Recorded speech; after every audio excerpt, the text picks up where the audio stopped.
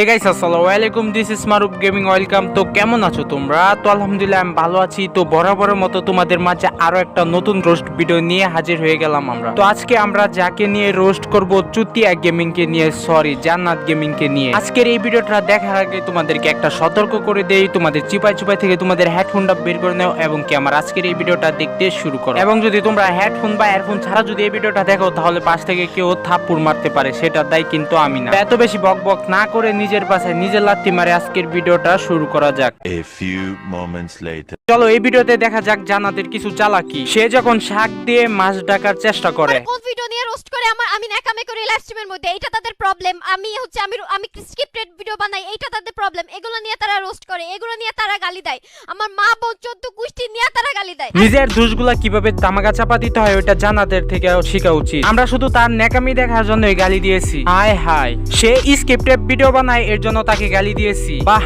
ভাই বাহ, নিজের মুখে নিজের দোষ না স্বীকার করতে পারলে আমি তো আছি। তো চলো তুই সেই জান্নাত না এই জান্নাত, তুই মাফিয়া গিল্ড থেকে চুরি করছ। তুই সেই জান্নাত না এই জান্নাত, তুই ইন্ডিয়াতে হ্যাক ইউজ করে ধরা খাইছ, দেশের মান সম্মান বাহিরের দেশে ডুবাই দিছস। তুই ভালো স্কোয়াডের নামে হ্যাকার পুষাস। তুই জানোস না এম হ্যাক করে গেম খেলতেছিল, তারপরও তুই ভিডিওতে রিঅ্যাকশন দিছস। বাচ্চাদের গিভঅ্যাওয়ে নামে তুই স্ক্যাম করছস। এভাবে বলতে চাইলে আপনার অপকরণ শেষ হবে না। আর আপনি বলেন আপনাকে দুইটা কারণে গালি দেওয়া হয়। ফ্রি ফায়ার কমিটিতে উল্টাপাল্টা করছস, একমাত্র তুই জান্নাত। এখন নিজেকে সাধু বানিয়ে রুস্টারদের উপর দোষ চাপাইতে চাও। বাহ চুদির ভাই বাহ। নেক্সট টাইমে যদি লাগতে আসস, এমন জায়গা থেকে এমন জিনিস আনবো না, মানুষের সামনে মুখ দেখাইতে পারবি না। তোমার কোনো আইডিয়াই নাই যে তুমি কার সাথে লাগতে আইছো। A few moments later. তো গাইস চলো সেদিন রাতে আমার সাথে কি ঘটেছিল সেটা বলা যাক। আচ্ছা ঘটনা কি সেটা বলেন। তো রাসেল ভাই, আমি ওদিন বলেছিলাম রাগ করে আমি ফেসবুক চালাইতেছিলাম। তো ওই দিন আমি ভয়ে লজ্জায় বলতে পারি না রাসেল ভাই। সেদিন আসলে আমি বাথরুমে বৈশা বৈশা ফেসবুক ইউজ করতেছিলাম।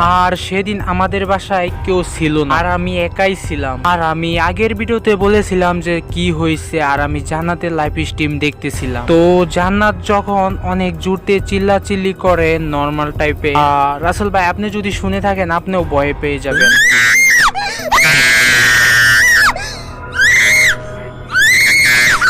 তো আমি বাথরুমে বসে হেডফোন লাগিয়ে জান্নাতের অ্যাপ নরমাল মার্কা আওয়াজটা আমি শুনতেছিলাম, আর আমার বুকটা টুপুপ টুপুপ করে শব্দ করতেছিল রাসেল ভাই। তবে রাসেল ভাই আপনি মনে করতে পারেন আমি জান্নাতের লাইভ স্ট্রিম কেন বাথরুমে বসে দেখতেছিলাম। আমি কখনো জান্নাতের লাইভ দেখি না, কিন্তু সেদিন আমার সামনে চলে আসে। আমার অন্য কোনো চিন্তা ভাবনা ছিল না। আর এছাড়াও তো জানোই যে পায়খানার জিনিস পায়খানায় মানা। মূলত এর আগে আমি জানাতে লাইভ স্ট্রিম পায়খানায় মনে করতাম। তারপরে রাসেল ভাই বিশ্বাস করেন, সে যখন চিল্লাইতেছিল, আল্লাহ আমি যে কি ডরাইছি রাসেল ভাই। আর ভাই আমি এত ডরাইছি যে ভাই ডরের সুরে মুইতাও দিছি। এরপর আমি অনেক বেশি ভয় পাইতেছিলাম, যার কারণে আমি আমার মোবাইলটা বন্ধ করে ফেলি। তো প্রায় 5 মিনিট পর আমার মনে মনে বললো যে কাহিনীটা কি, কাহিনী তো জানতে হবে। যার কারণে আমি আমার অনেক সাহস নিয়ে মোবাইলটা অন করি। তারপর